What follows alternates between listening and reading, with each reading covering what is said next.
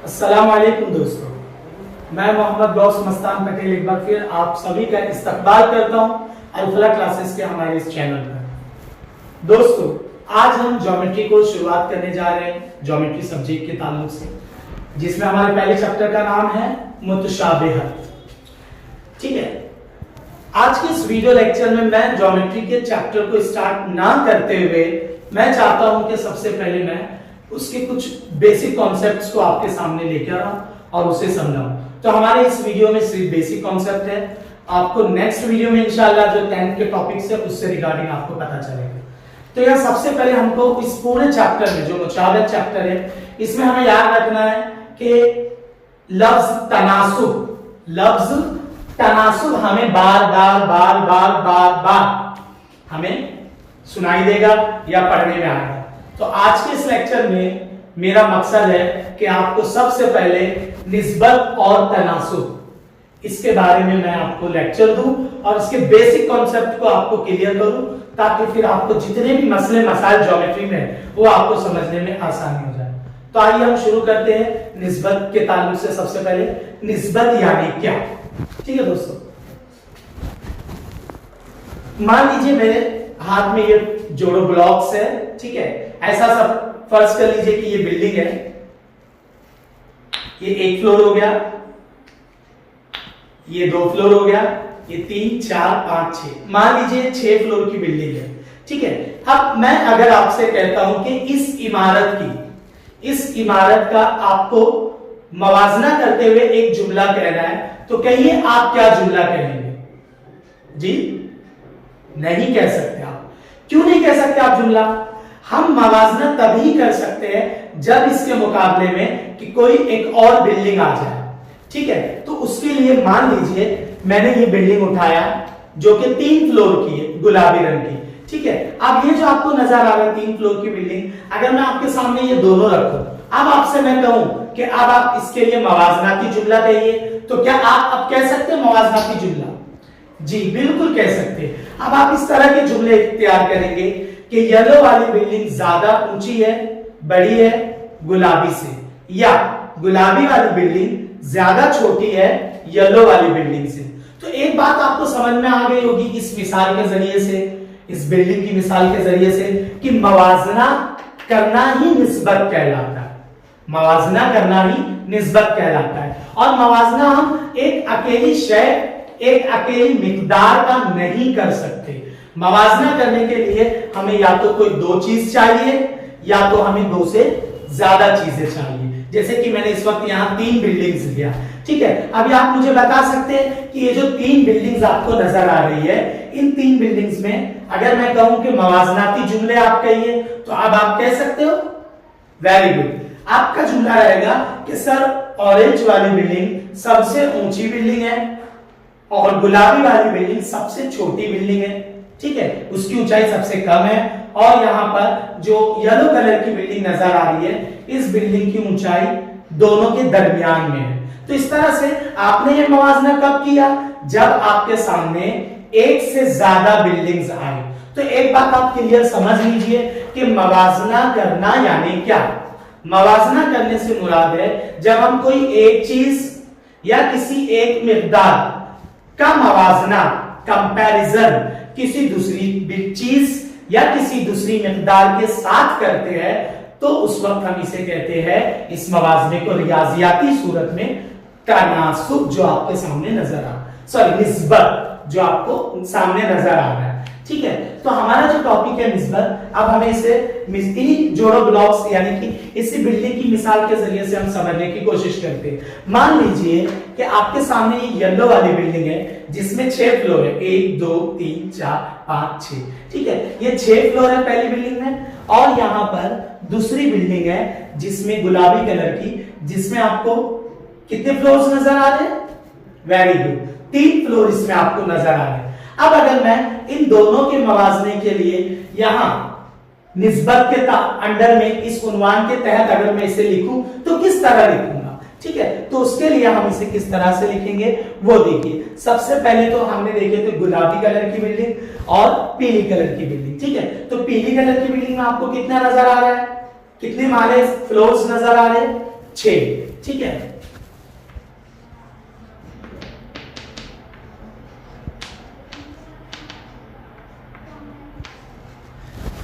और गुलाबी कलर की जो बिल्डिंग है, इमारत है, उसमें आपको कितनी नजर आ रही है फ्लोर्स? 3।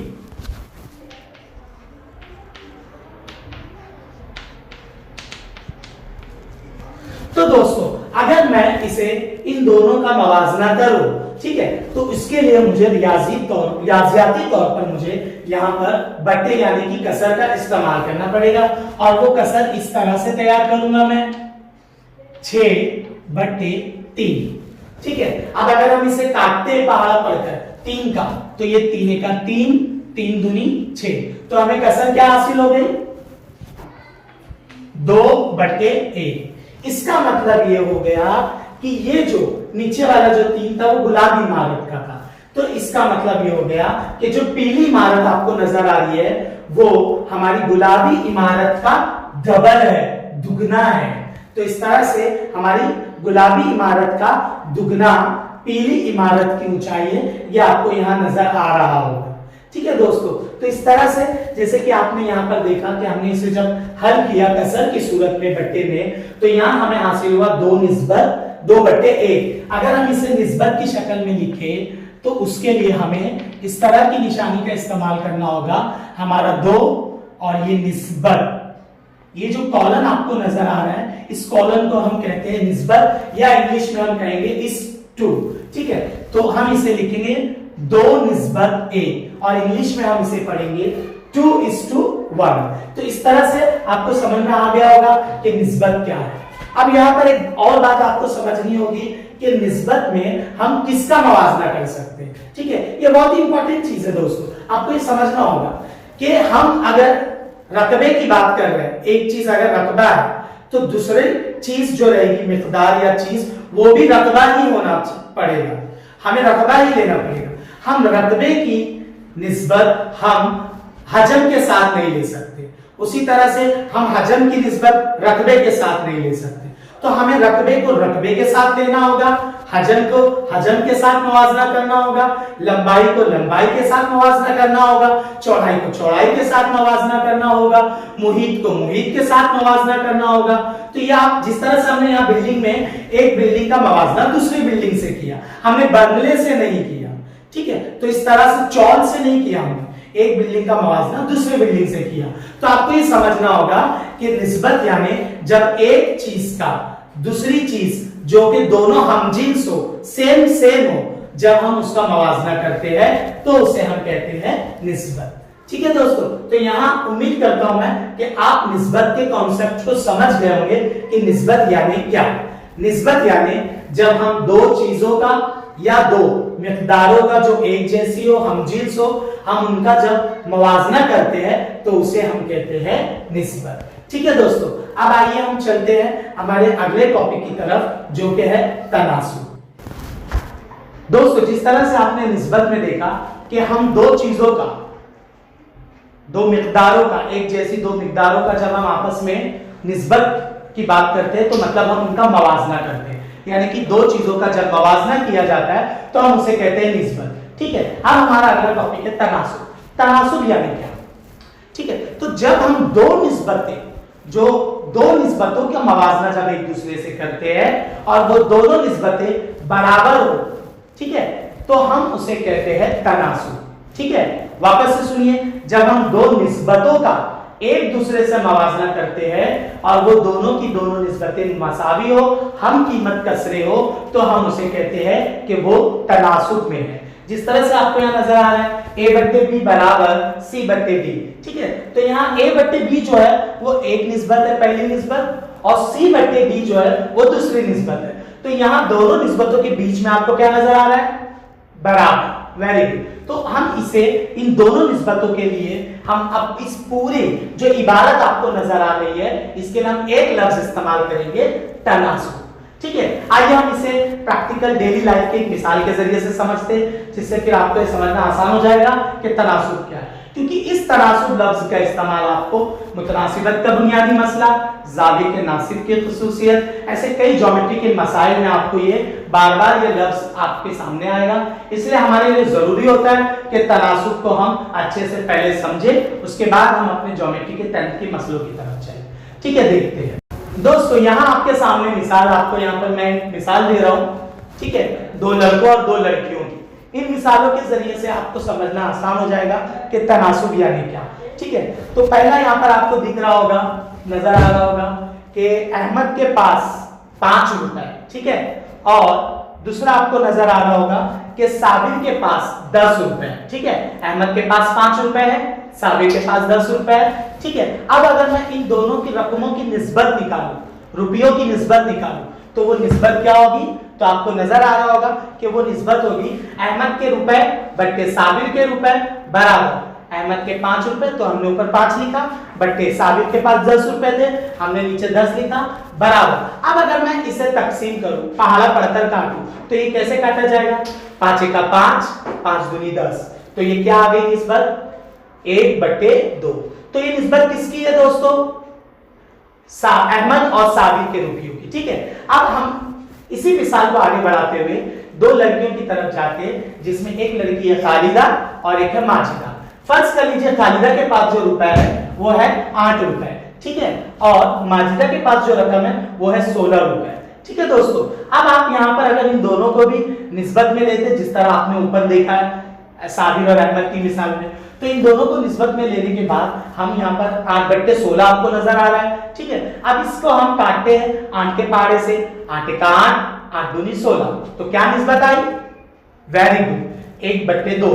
तो यहाँ पर इन दोनों लड़कियों के मिसाल में भी निस्बत हमें 1/2 हासिल हुई। तो आप यहाँ पर एक मुशाहिदा कर रहे होंगे दोनों बातों में कि दोनों की निस्बतें 1/2 और 1/2 आई है। तो क्या आप इसके बीच में कोई ताल्लुक बयान कर सकते हैं कि ये दोनों निस्बतें एक दूसरे से बराबर है या छोटी बड़ी है? क्या नजर आ रहा है आपको 1/2 और 1/2 के बीच में? वेरी गुड, ये दोनों निस्बतें एक दूसरे के बराबर है। तो दोस्तों, जब दो निस्बतें आपस में एक दूसरे के बराबर होती है तो इसी को हम तनासुब कहते हैं। तो इसलिए यहां पर जो पहली निस्बत थी साबिर और अहमद की मिसाल में 5/10, और जो दूसरी माजिदा और खालिदा की मिसाल में जो निस्बत थी वो थी 8/16, तो ये दोनों निस्बतें एक दूसरे के मसावी है, बराबर है। तो हम कह सकते हैं कि ये यहाँ पर ये जो चारों आदाद आपको नजर आ रहे हैं 5, 10, 8, 16, ये तनासुब में है। तो इसका मतलब ये हुआ कि ये दोनों निस्बतें मसावी है। ठीक है दोस्तों, तो यहाँ आपको ये तारीफ समझ में यहाँ लिखी हुई आपको नजर आ रही है कि जब तनासुब हम किसे कहेंगे? जब दो निस्बतें आपस में मसावी होती है, हम कीमत होती है, तो हम उन्हें तनासुब कहते हैं। ठीक है, आइए, ये तो बहुत आसान मिसाल है। ठीक है, अब हम चलते हैं एक थोड़ी सी 10वीं की मिसाल की तरफ। थोड़ी सी मुश्किल आपको लगेगी, लेकिन समझने के बाद आपको वो इंशाअल्लाह इंतहाई आसान मालूम होगी। ठीक है दोस्तों, आइए, आपके सामने यहाँ पर एक मुसल्लस नजर आ रहा होगा आपको हमारी दूसरी मिसाल में, जिसका नाम है मुसल्लस ABC।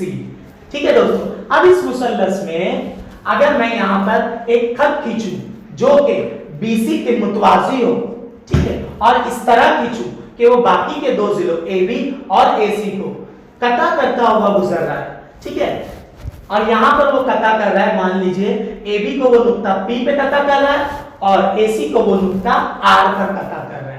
ठीक है, तो अब यहाँ पर अगर हम देखें तो ये आपकी किताब का मसला है, लेकिन हम यहाँ इसे मिसाल में समझने की कोशिश कर रहे हैं। इस मसले का नाम है मुतनासिबत का बुनियादी मसला। ये मसला हमसे क्या कहता है कि जब भी इस तरह का मुसल्लस आपको नजर आए, मतलब जिसमें एक खत, जिस तरह यहाँ पे आपको खत L नजर आ रहा है, मुसल्लस के किसी दो जिलों को कटा कर रहा है, काट रहा है दो हिस्सों में।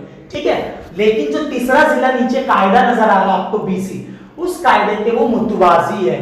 तो फिर ये मसला हमसे कहता है कि भैया वो जो दो जिले कटा हो रहे, तो भैया वो दो जिले तनासुब में तकसीम होंगे।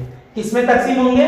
तनासुब में। इसका मतलब ये हुआ कि यहाँ पर AP/PB जो कि पहले जिले की निस्बत है, AB वाले जिले की निस्बत वो, और जो दूसरा जिला AC था उसकी निस्बत AR बटे RC।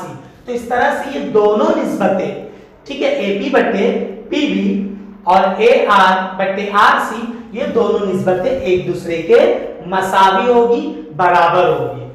क्यों? क्योंकि ये हमें मसला कहता है, मुतनासिबत का बुनियादी मसला, कि जब भी किसी मुसल्लस में कोई एक खत मुसल्लस के एक जिले के मुतवाजी हो और बाकी दो जिलों को कता करता हो, तो वो खत उन दो अजला को तनासुब में तकसीम करता है। इसका मतलब ये हुआ कि यहाँ जो दो निस्बतें आई है वो दोनों की दोनों निस्बतें मसावी निकलेगी। जैसे कि आपने मिसाल देखा था अहमद और साबिर, माजिदा और खालिदा की, तो उसी तरह से यहाँ जिला AB जो है उसके दोनों हिस्से जो रहेंगे उसकी निस्बत जो भी आई, फर्ज कर लीजिए 5/7 आई, तो जो उस तरफ जो आपको दूसरा जिला नजर आ रहा कटा हुआ जिसका नाम AC है, तो उसकी भी निस्बत 5/7 के बराबर होगी। ठीक है दोस्तों, अब आप समझ गए होंगे निस्बत किसे कहते हैं और तनासुब किसे कहते हैं। ठीक है, तो इस तरह से अगर आपको ये कॉन्सेप्ट क्लियर हो गया निस्बत और तनासुब का, तो इंशाल्लाह जब हम 10वीं की मश्क स्टार्ट करेंगे इंशाल्लाह, तो आपको ये समझने में बहुत ही आसान हो जाएंगे आपकी किताब के तमाम मसाइल। ठीक है दोस्तों, आपको हमारा ये वीडियो कैसा लगा, आप नहीं भी बताना चाहे तो भी आप बताने की कोशिश कीजिए। आप नीचे कमेंट बॉक्स में कमेंट्स अपने लिखिए, और साथ ही साथ अगर ये आपको वीडियो अच्छा लगा हो तो इसे आप हमारे चैनल को सब्सक्राइब कीजिए, लाइक कीजिए और इसे दूसरों के साथ ज्यादा से ज्यादा शेयर कीजिए, क्योंकि ये लॉकडाउन का मसला है, लॉकडाउन का माहौल चल रहा है, स्कूलें क्लासेस सब बंद है। अगर इस वीडियो के जरिए से हमारे स्टूडेंट्स घर बैठकर तालीम हासिल करते हैं तो इससे अच्छी बात कोई और नहीं हो सकती है। तो ज्यादा से ज्यादा इसे शेयर कीजिए, और आप अगर हमसे राब्ता कायम करना चाहें तो नीचे डिस्क्रिप्शन में हमारा कॉन्टेक्ट नंबर, हमारा एड्रेस दिया हुआ है, आप हमें कॉन्टेक्ट भी कर सकते हैं इन नंबर और इन एड्रेस के जरिए से। और इंशाल्लाह अगले वीडियो में मिलते हैं।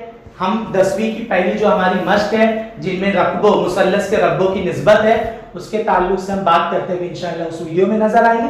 जब तक का अच्छे से रहिए, खुशी से रहिए, अच्छे रोजे रखिए, दुआओं में हमको भी याद रखिए और पूरी दुनिया को भी याद रखिए, ताकि लॉकडाउन में ये कोरोना वायरस जैसी बीमारी से हम सब जो जूझ रहे हैं, तो अल्लाह ताला से दुआ है कि अल्लाह ताला जल्द से जल्द इस बीमारी का खात्मा फरमाए। जब तक का मिलते हैं इंशाल्लाह, दुआओं में याद रखिए। अल्लाह हाफ़िज़।